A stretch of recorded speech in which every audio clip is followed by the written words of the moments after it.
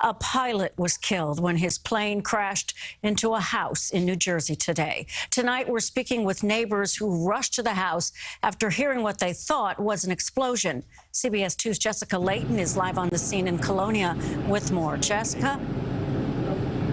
And Dana, you talk about some heart-pounding moments for everybody who lives on this street. There are about a half a dozen investigators with the NTSB on the scene that just arrived behind me right now. We are supposed to get an update from them momentarily.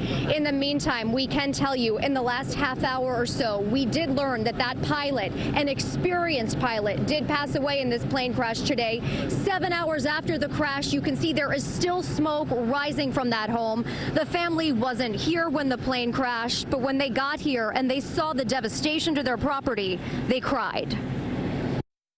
Dramatic surveillance video shows the Cessna 414 free-falling from the sky. And when the small plane ripped through the roof of this home, sparking a fire that could be seen for blocks, there were two immediate thoughts: save lives and save the neighborhood. The fire was 30 to 40 feet high or something, and it was already spreading to like the next house. Neighbors heard the unmistakable sputtering of the plane's twin engines before the big boom echoed across Berkeley Avenue. Saying it could be a small plane into a house. It was like a huge explosion. The whole house shook. And I came out, and a whole bunch of neighbors, everybody was running out of their houses to see what it was. We were really concerned because the flames were high enough that they were actually like catching branches of the trees on fire.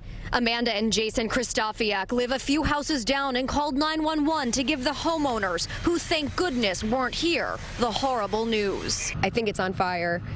You really need to get wherever you are and like come here. The most terrifying part was thinking that someone could have been home. The flames were so fierce they spread to two other homes. The mayor of Woodbridge Township, where Colonia is located, says the 80-year-old woman who lives next door ran out in the nick of time. They rushed right out of the house and they are safe. So right now, thank God, nobody was hurt on the ground. Mayor John McCormick says gas and electric were cut to 400 homes in this all-hands-on-deck situation.